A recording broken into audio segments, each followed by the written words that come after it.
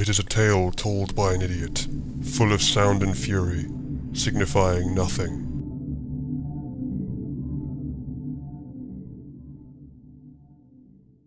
And of course, by it, I mean... Gish Gallop, you're literally moving on to another question before you give me a chance to respond. And now you're going to interrupt me again! That was the cosmological argument, G-Man. There's a lot to go over there before I'm interrupted in a few seconds. So oh, there it is. And Axe doesn't have a very beginning of Axe. That's a lie as well. How is that? How can you constantly lie like this? Time out.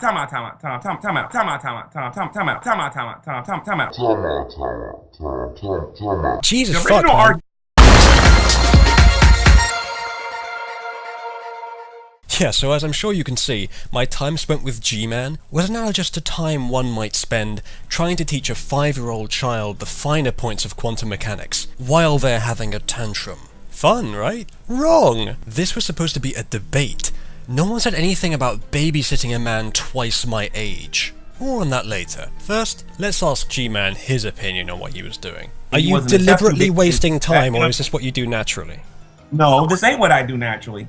Okay, so you're deliberately wasting time. There you have it, folks. What more do I need to say? And really, that's the important point here. Nothing need be added to the debate for an intelligent and objective person to recognize that G-Man is an infantile liar whose only tactic in debate is to suppress his opponent and push his own delusional narrative. Bereft entirely, as he is, of intelligent reasoning or evidence, he adopts the mantra, "If I can't have it, neither can anyone else." And all of his toys end up on the floor. But wait, there's more. Give him half a second and he'll lie to you about you, despite you clearly spelling out your position not moments before. And then when you rightly accuse him of the strawman fallacy, he'll deny that too. Because remember folks, honesty is a rare thing, and simply pointing out that someone's lying when they are isn't useful unless they have some sort of value for honesty, some sort of honor, some sort of integrity.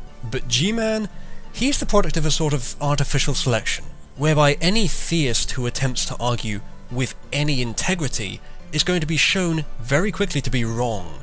That's what G-Man's afraid of. And that was my mistake. I came into this in good faith. I treated him with the assumption, as I do with anyone, that he's capable of being civil and honest. But I think I was wrong. I don't think he can debate like that. He'd lose immediately.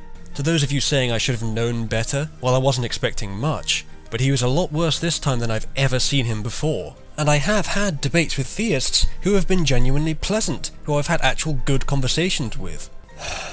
G-Man's just too much of a pussy, to be honest. So, let me repeat what I said towards the end of the debate. I am perfectly happy to explain all this to you, but you are not willing to let me. So let's do a video! So yeah, before I was predictably cut off at the end there, what I was going to say was a video series each responding to each other's points. It seems like a more fair venue. Each one of us gets to choose what we say, gets to make our points honestly, and without being interrupted. So guess what I'm going to do now? So, G-Man, do atheists exist? No. That's interesting. Very interesting. Unfortunately for G-Man, however, it's also very impossible to demonstrate, unless you can present to me a verifiable mind reader. Because guess where the burden of proof is, G-Man? That's right, on you. For the permanent avoidance of doubt, I am not making the claim that no gods exist. I'm simply skeptical to the claim that any do. In the absence of any verifiable gods in our day-to-day life, non-belief in gods is the default position. Thus, in order to demonstrate this point of yours, you'll have to demonstrate that I do believe in a god. It's not my job to demonstrate that I don't, because that's the default position. The burden of proof is on you. And because you can't prove what I do or don't believe, your point immediately crumbles to dust. And any questions about why I do or don't believe are totally irrelevant to the question of whether or not I don't believe. But of course that's where you go straight to why. It's a different question, G-Man, it's a non sequitur, and it demonstrates your idiocy. And not just that, your dishonesty too. And shockingly, I say this during the debate, and what do? You lie immediately about what I had just said. someone can be an atheist even if they haven't looked at the evidence. If someone doesn't believe in God, it doesn't matter that they haven't looked at the evidence. That's irrelevant to the argument of whether someone's an atheist. Also, you have to demonstrate... You could be an ignorant atheist? Are you suggesting that there are atheists out there that are ignorant and they are justified for being atheists? Ooh, did you see what he did there? I made the point that someone can be an atheist regardless of the reasons for being one. He then conflates that with a statement of demographics, I guess, that some proportion of atheists are ignorant, which I'm prepared to concede, at least to a small degree, but before I get the chance to make that somewhat nuanced point, he tacks on his own bullshit argument and then immediately pretends it's exactly what I said. That's a lie. I'm not suggesting that. That's a straw man. You are a liar. My channel. You're a liar. Okay. Hold on a second. Let me just open my big old book of logical fallacies here. S. There we go, straw man. Oh, look, that was the example given. G-man, you're famous. You're also a dribbling retard. Oh, and did I mention? A pathological charlatan. You've crawled into a damp little hole that constitutes your niche in debate style. Within this hole is to be found not a trace of civility or honesty, because you're less interested in the truth, more in appearing to be right. With no one is that more obvious than with you, by a grand canyon of a margin. It is in fact your defining characteristic, not something to be proud of. And you know what? It gets worse, because near the beginning of the debate, he, through silence, tacitly admits that I'm right on this point. The reason for being an atheist and the fact that someone is an atheist can be separate. So, if someone could be an atheist without having any reason, just arbitrarily, it's possible, isn't it? So someone could possibly be an atheist. They say silence is golden, but man, gold ain't worth nothing compared to that. Gee man, you did more good in those 3 seconds of silence than you've ever done by talking. But it gets even better. I didn't notice this during the debate, but looking at it again, he's nodding his head as I'm saying this. So if someone could be an atheist without having any reason, he even winces. He knows he's wrong. And in case you're wondering, no, he doesn't go on to actually answer the question. He goes on to just completely evade it. So, okay, so anyway. So fucking anyway, you guys. Best refutation ever. Am I right or am I G-man? And what this so anyway leads on to is the next point of his I'm gonna cover. So let's see if whatever bullshit you've trawled up for your next point redeems you in any way. Intelligent design, also known as the teleological argument, or crazy cultish childish nonsense bullshit wish-thinking magical science, is very easy to refute. There's 2 ways to do this. Either you deconstruct the hypothesis being presented, or you present an alternative hypothesis, and demonstrate that it's better. The second method is the one usually used because it's very easy to just say evolution. Then you enter into the very interesting but often repetitive conversation about why evolution is true, and there's plenty of good ways to argue for this. However, during this debate, I decided to go for the first option of simply deconstructing the hypothesis, for 2 reasons. Firstly, because it's not done as often, and I thought it might be more interesting, and secondly, because I thought it was inevitable that we'd get onto evolution, and there were plenty of problems with what he'd already presented. Now, the fuck-up that I commonly see with the teleological argument, that predictably G-Man also exhibited, is simply asserting this looks intelligently designed, without ever making a connection to any god, especially his. That connection would be the evidence I was after. Now, if G-Man was smart enough to actually go the one step further that you can go with this from the theistic side, which is to say, God is the only thing that can produce order, then it would have got much more interesting. I could have performed a magic trick. No, really. I could have made him commit a specific logical fallacy. But even without performing this trick, his argument would have been easy to refute anyway. But since he didn't go that way, I'll save that magic trick for another time.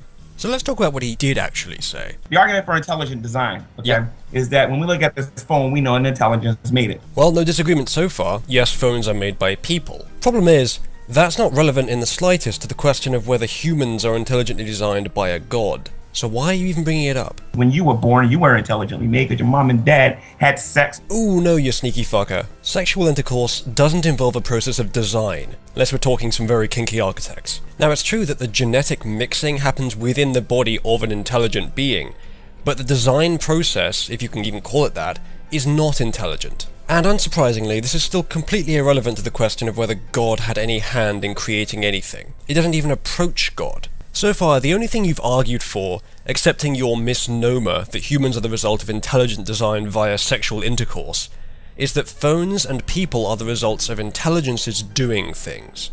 Radical fucking notion there, G-Man. Still nowhere near approaching any god.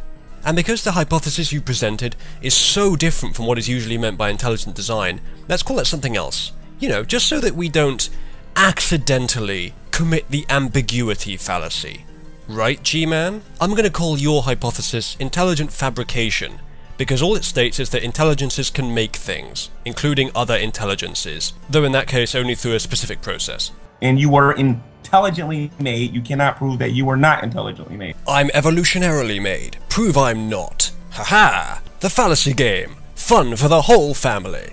Warning, not recommended for those with honesty, integrity, or a shred of common sense. In fact, most, if not all, of what we look at every single day is evidence that intelligent design is true. You hear that, folks? Just look around you. The worst possible argument for anything. What if I were to say that the universe was the result of Bubbles the Fart Fairy shitting it out? Everything you look at confirms the theory, because everything you look at is what the theory expects you should see. Even that would be a stronger claim than what you've done. All you've done is let it be implied that God was involved. Even when I pressed you to make that claim, to somehow link God to what you were saying, you didn't. You did do something that you wanted me to think was that, which was a very disingenuous morphing of two different arguments. And that's the next point of yours I'm going to cover. So G-Man, I'm sorry to say, but if you're going to accept intelligent design, then it proves Bubbles the Fart Fairy. You'll have to change religions now. That's really all the evidence I got to show you. He said evidence.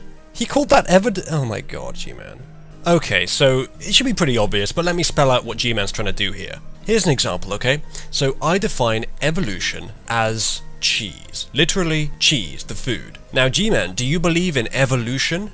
Oh, you do believe in it by that definition. Great! Now you believe in evolution. You believe that humans ultimately evolved from single-celled organisms. You've rejected intelligent design. I'm proud of you, G-Man. You can join the ranks of biology now. All thanks to everyone's favourite culinary item, cheese.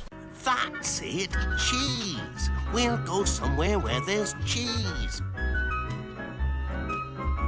So yeah, G-Man simply redefines intelligent design as what I'm calling intelligent fabrication, which, like cheese, is something that everyone can affirm, and then lets it be implied that God is involved. He's doing about 10% of the work you'd need to do to even complete a full claim that suggests God. This is why I was asking for more from him. He had done so little.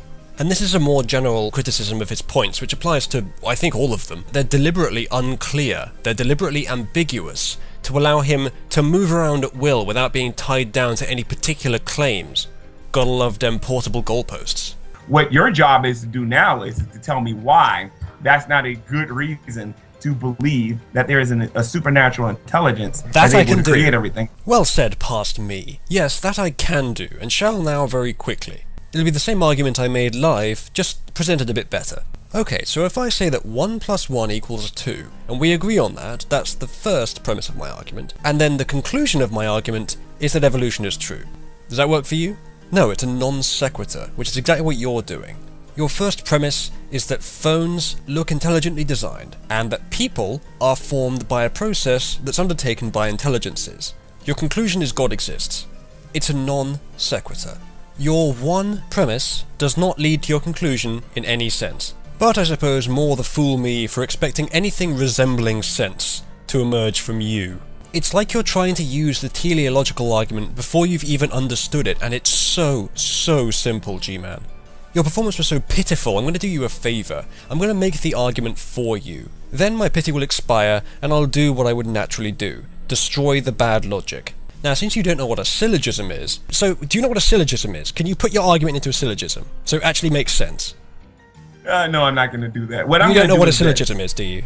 What I'm going to do is... You don't know what a syllogism is, do you? Since you clearly don't know what a syllogism is, you might want to take the time to look it up, just so that you can comprehend this without feeling totally humiliated. Syllogisms are a way of representing an argument, which consist of one or more premises ending with a conclusion derived from those premises. Here's a simple one for the teleological argument. Premise 1, complexity requires design. Premise 2, nature is complex. Conclusion, therefore, nature was designed. Now this argument doesn't even necessarily get you as far as deism, but it would conflict with evolution. However, the problems with it should be immediately apparent. The first premise is the weakest. What you could put is that complexity implies design, which would inevitably change the conclusion and make the entire argument significantly weaker. But even this is a bit of a stretch. Design is just one of the ways we know of that complexity can arise. And I'm not even talking about evolution. I can debunk this without even mentioning it. Snowflakes, sand dunes, stalagmites, stalactites, tornadoes, even waves in the ocean. There's so many things which are complex and ordered, even functional, that were not designed intelligently. Unless you want to suggest that God carves every snowflake. But that would mean that everything that's ordered in nature cannot be explained through science. And you gotta know that's not true. But either way, that's an assumption that's going to be knocked out by Occam's razor. So this argument's already well and truly killed to death, and I haven't had to use evolution for any of that. And despite your hilarious characterizations of it during our debate, I am well capable of defending evolution. If you respond to this, perhaps you'd like to give your best arguments against it. And before you accuse me of trying to shift the burden of proof, which you were doing pretty rapidly during the debate, my argument for evolution is the entirety of evolution as it appears in modern mainstream science. So go ahead and disprove every single fossil, every single rock layer date, every single piece of genetic evidence, that'll take you a while, and even all the somewhat weaker forms of evidence, like morphology and embryology. Oh, and have fun with those nested hierarchies of traits too. And once you've discredited all of that evidence, then we're simply back to one claim versus another claim, as you have no evidence. No, stop, it was a claim, G-Man, and it wasn't even a complete one at that. It's generous to even call it a claim. But to your great credit, you did manage to make one full argument, which would suggest a god if true, during this entire debate. Well, no, actually, you didn't make it, I had to make it for you,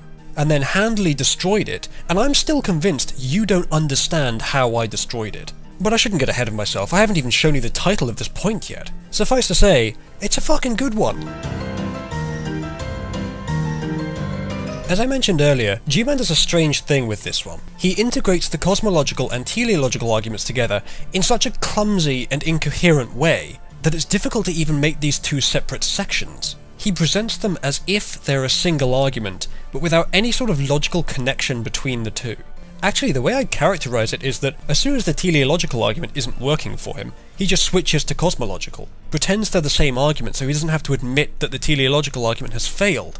He's just artificially given himself two separate lines of defense for one goal, whereas what he actually has is two goals with one line of defense for each of them. It's a blatant and really, once you see it, pitiful tactic through which it's easier for him to appear right more often. But the most damning thing about all this, I've just made him sound like a Machiavellian schemer, whereas I'm pretty sure what he says and does in debate is just the result of his natural dishonesty, his willingness to lie. That's right, folks, we can't even ascribe any intelligence to his shitty tactics, let alone to his rare attempts to actually prove a point using logic, which, as you're about to see, fail tremendously.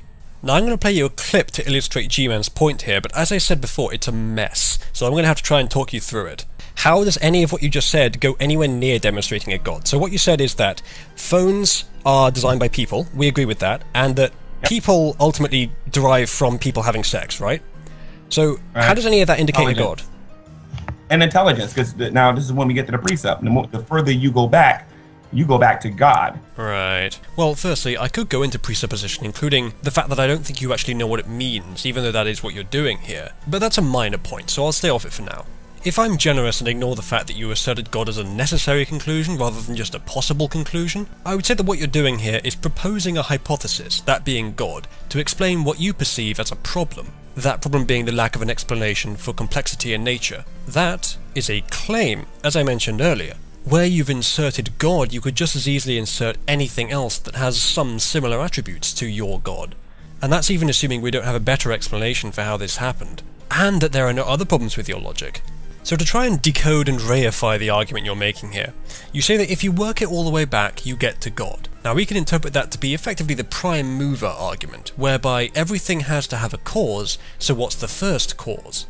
That is, and no, there's no dispute here, the cosmological argument. It is a different argument from the teleological argument. The teleological argument argues from the appearance of design. The cosmological argument argues about the quandary of existence, including causality.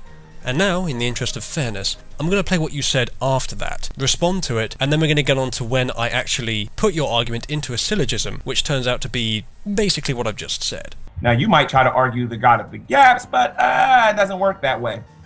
It does not work that way. It is a God of the gaps argument, but I wasn't going to go there with it. I didn't need to. Oh, and just saying it doesn't work that way does not make it not work that way, even if you say it twice. And I can't wait till you try it, but... Apparently he really couldn't wait, because he immediately moved on to the next thing before even giving me a chance to respond. What a shocker.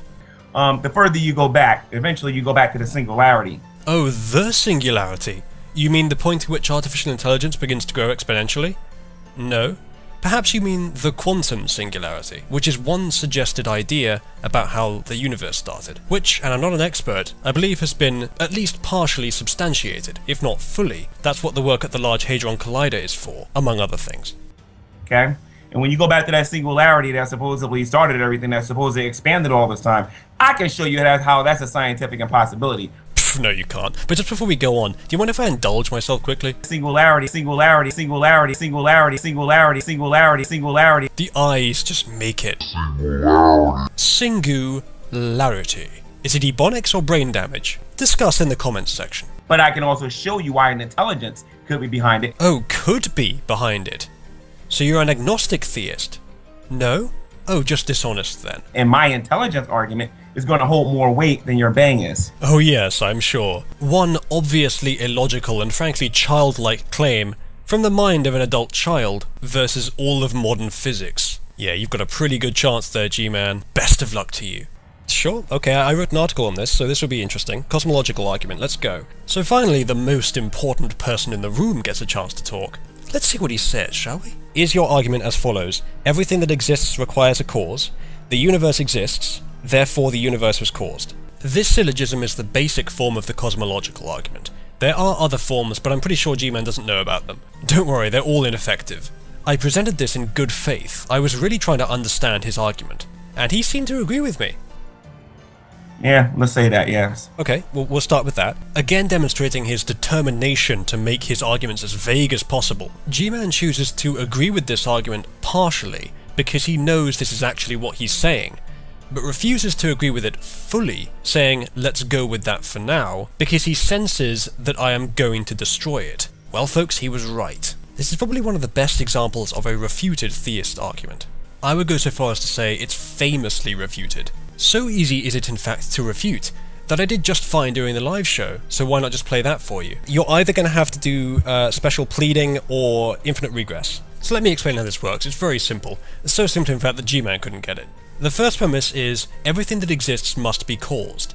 Now, it says everything. That includes the universe and it includes God, if indeed God exists. Now, you could use another criteria to determine what you're specifying, which is what the Kalam cosmological argument does, but G-Man didn't do that, so I addressed the point he did make. Now, because God is included in this logic, that is, everything that exists must be caused, the argument is actually arguing that God must be caused. That would result in a causing entity for God. That entity would then also be captured by the logic of the argument, so that entity would also require a cause, and so on ad infinitum, hence infinite regress.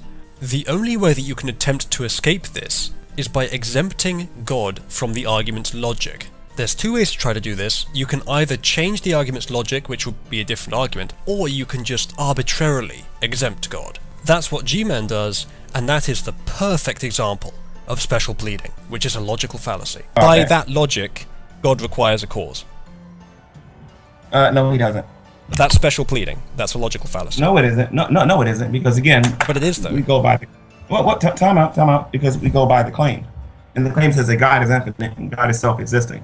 So if we go by this, as long as I stick to this, I don't regress. I don't do anything. I'm sticking to the claim. If you try to say that, if you try to make the argument that you're making, you're getting away from the claim, and you're talking about somebody I don't even know. What G-Man's saying here is that his argument doesn't apply to God, despite the fact that it applies to everything explicitly. The reason he gives for it not applying to God is because God is defined as not being caused. This is textbook special pleading. If you don't want God to be included in your logic, then don't make everything that exists the target of your logic. Now, it's all well and good to accurately point out that this is special pleading. Seriously, G-Man, just go look it up. But there's more than that I can do, as is usually the case with logical fallacies. They're usually shortcuts to doing the extra work of demonstrating why they are problems in the first place. So here it is, even if I allow your argument that God is not included in this, all I have to do is say natural existence is self-existing as well. Now it's still special pleading, but it's only equal to what you're doing. I think even you can agree with that. You'll notice I didn't say that the universe is self-existing. Although that might actually be true, it's quite easy to create doubt in that position because of the Big Bang.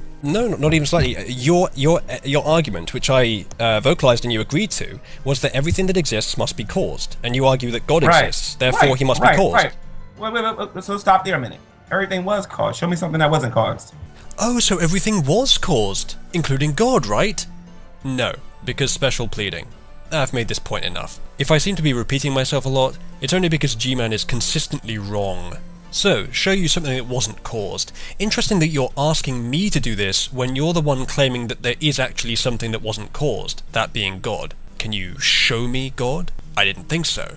However, I can show you things that weren't caused, or at least not in the way we understand causality. This is an excerpt from the Institute of Physics at iop.org, link in the description.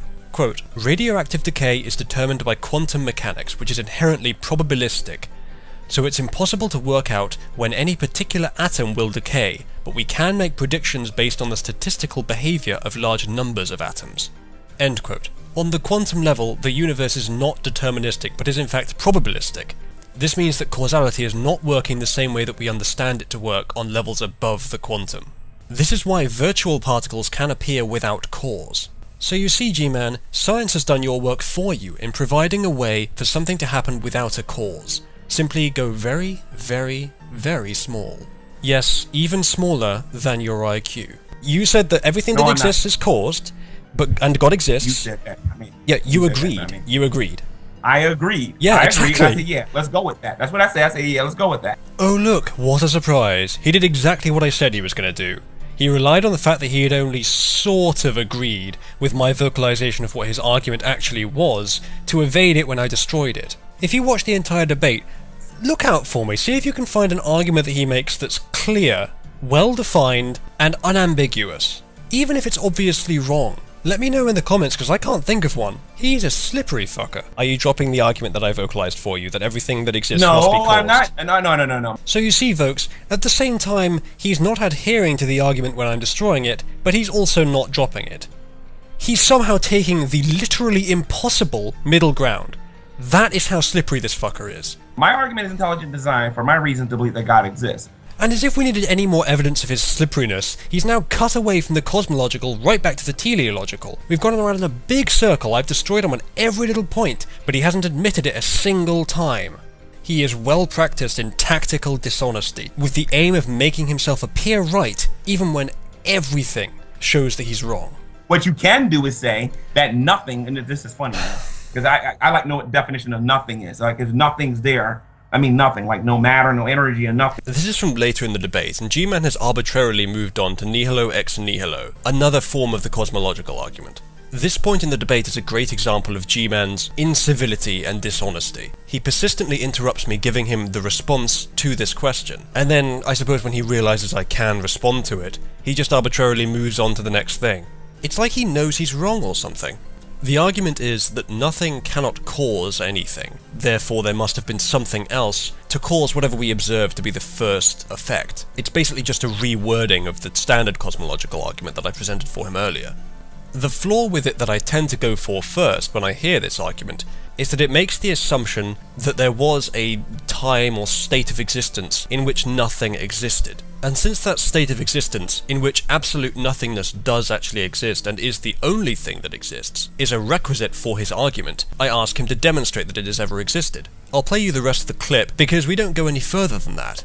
I expressed this point many times and he ignores it and interrupts it and speaks over it. I'll just be playing it to give you a glimpse into the character of G-Man. He knew he couldn't respond to what I was saying, so he just decided to try to suppress what I was saying. G-Man, can you prove that nothing has ever existed? Whoa, I want you to listen to yourself a minute. How does 0 create something. Yeah, I've heard the argument. I'm G-Man. trying to I've fathom heard it. the argument. How does zero? Wait, time out, man. I know How what you're does saying. zero- Just let me respond to it. How does zero create energy? How does zero Let me actually create respond matter? to your argument, man. Better yet, I got a better question for No, you. no. We're going to stick to that one, okay? So, can you prove that absolute nothing has ever existed? Hold on a minute. You have to prove that nothing has ever existed. Create gold. That's what I want to know. How does Stop zero evading create gold? my response.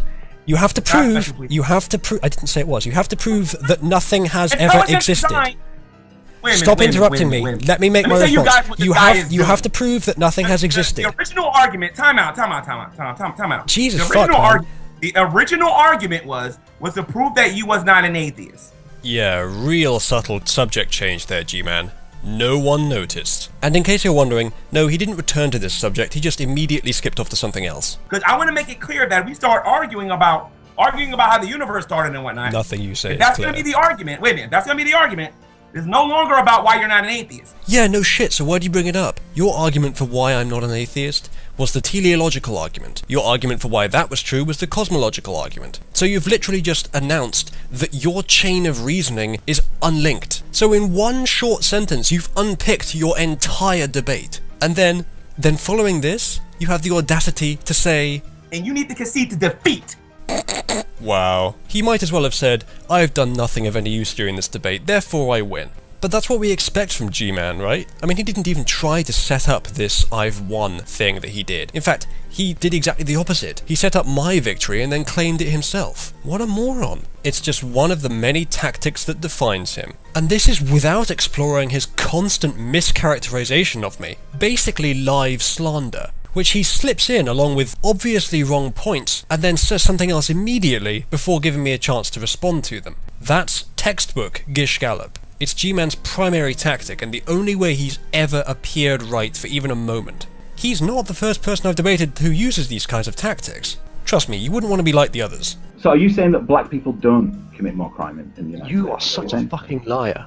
You are What such are you saying? What are you liar. fucking saying, dude? What I'm point are saying you trying to you are make? using statistics wrongly, not that your statistics are wrong. How is that so Okay, difficult so let's to even figure say out? that that's true. So what? So what do you mean so The result wrong? is Your the same. conclusion, The your result conclusion is is the going same. to be wrong. Oh, so the conclusion is wrong that black people don't commit more crime in the US You're than such a white people. fucking liar. You keep conflating the two. He really was such a fucking liar. And G-Man's not much better. Actually, G-Man might be worse. Jesus fuck, that's not an endorsement. G-Man, you might be a bigger liar than someone who I accurately referred to as Goebbels. Man, what would that make you? Oh, I've got it. You're Kim Jong-un. Yes, G-Man. That is who you are.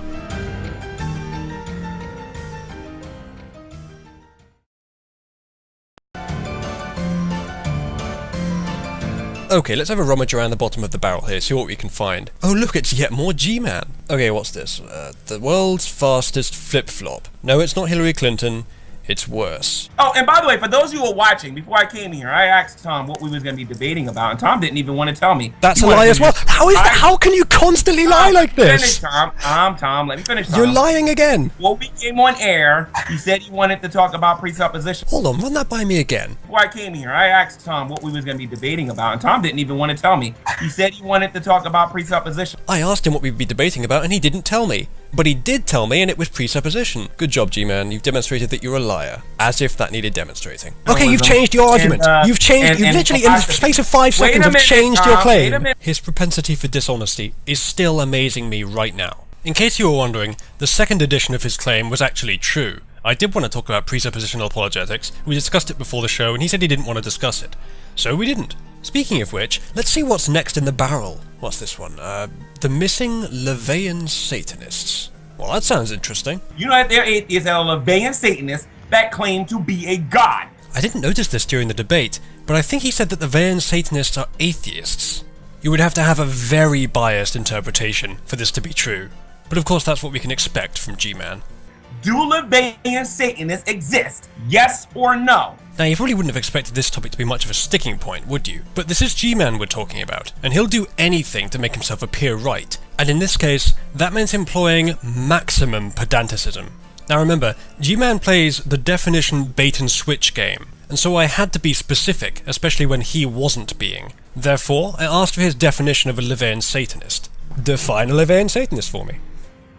A LaVeyan Satanist is someone who is someone who follows the teachings of Anton LaVey. Now, by that definition, yes, some people do exist. Hold to the teachings of the Satanic Bible. I'm sure both you and G-Man heard me affirm the existence of LaVeyan Satanists by the definition he just gave. But maybe he didn't, and maybe what he did next wasn't dishonesty. But this is G-Man. Do LaVeyan Satanists exist, yes or no? We'll know if you're a liar or not right now. By the definition you just gave, I think they do, although I haven't met any. Now, I think that's a pretty reasonable answer. It's true I haven't met any. I don't really have any experience with them. Why would I care? They're just another cult, like Christianity.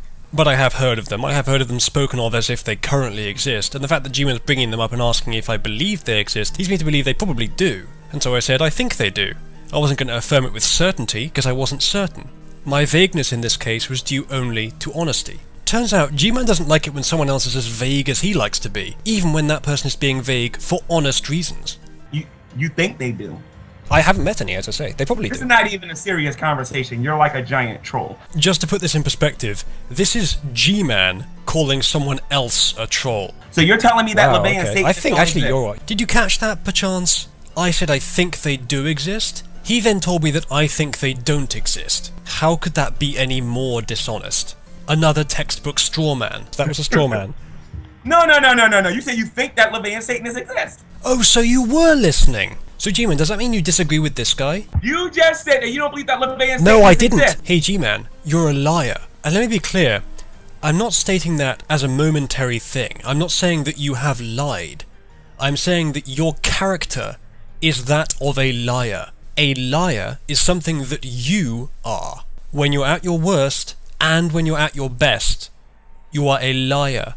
That is your person. You are a liar in exactly the same way as you are black. And if you have watched this and you disagree with my assessment of you, then you're now lying to yourself, which I'm sure is not new. I presented incontrovertible evidence. If this was a court of law and I was tasked with proving that you're a liar, I could have rested my case ages ago, and it would have been a foregone conclusion that you would be convicted. Sort yourself the fuck out, you pathetic excuse for an intellectual. Theists thoroughly lost the great war of ideas to atheism, the very obvious victor. And you're simply the last vestiges of that drowned populace, clinging on with your claws of dishonesty and incivility. Your shitty tactics are all you've got. They are, in fact, all you are. You'll never be more to us than a straggler we have mercy for. You're already a laughingstock, and for good reason. You already know this. You're in denial. It's embarrassing. You think God's gonna help you? Well, he would have to exist first. Get over it. Not even you need imaginary friends. Grow up. Grow up.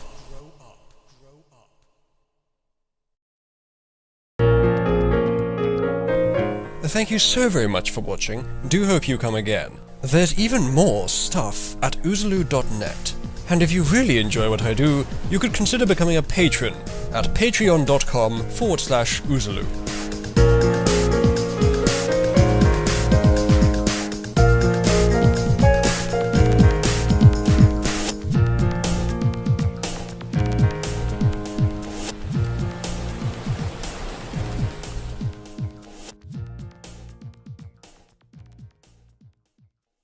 It is a tale told by an idiot, full of sound and fury, signifying nothing.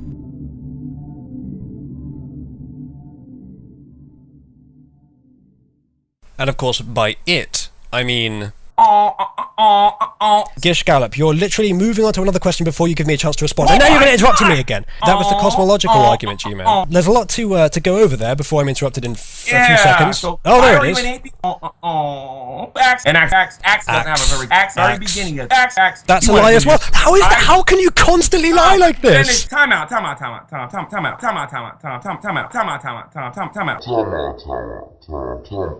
Jesus fuck, man. But G-Man, he's the product of a sort of artificial selection, whereby any theist who attempts to argue with any integrity is going to be shown very quickly to be wrong. That's what G-Man's afraid of. And that was my mistake. I came into this in good faith. I treated him with the assumption, as I do with anyone, that he's capable of being civil and honest. But I think I was wrong. I don't think he can debate like that. He'd lose immediately. to those of you saying I should have known better, well, I wasn't expecting much, but he was a lot worse this time than I've ever seen him before. And I have had debates with theists who have been genuinely pleasant, who I've had actual good conversations with. G-Man's just too much of a pussy, to be honest. So, let me repeat what I said towards the end of the debate. I am perfectly happy to explain all this to you, but you're not willing to let me. So let's do a video! So yeah, before I was predictably cut off at the end there, what I was going to say was a video series each responding to each other's points. It seems like a more fair venue. Each one of us gets to choose what we say, gets to make our points honestly, and without being interrupted. So guess what I'm going to do now? So, G-Man, do atheists exist? No. That's interesting.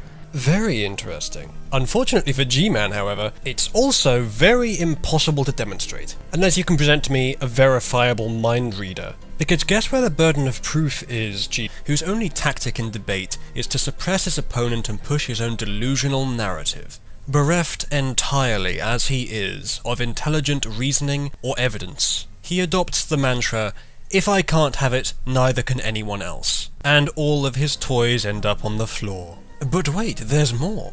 Give him half a second and he'll lie to you about you, despite you clearly spelling out your position not moments before. And then when you rightly accuse him of the strawman fallacy, he'll deny that too. Because remember folks, honesty is a rare thing, and simply pointing out that someone's lying when they are isn't useful unless they have some sort of value for honesty, some sort of honor, some sort of integrity. Yeah, so as I'm sure you can see, my time spent with G-Man was analogous to time one might spend trying to teach a 5-year-old child the finer points of quantum mechanics while they're having a tantrum. Fun, right? Wrong! This was supposed to be a debate. No one said anything about babysitting a man twice my age. More on that later. First, let's ask G-Man his opinion on what he was doing. Are you deliberately wasting time, or is this what you do naturally?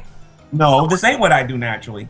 Okay, so you're deliberately wasting time. do- There you have it, folks. What more do I need to say? And really, that's the important point here. Nothing need be added to the debate for an intelligent and objective person to recognize that G-Man is an infantile liar.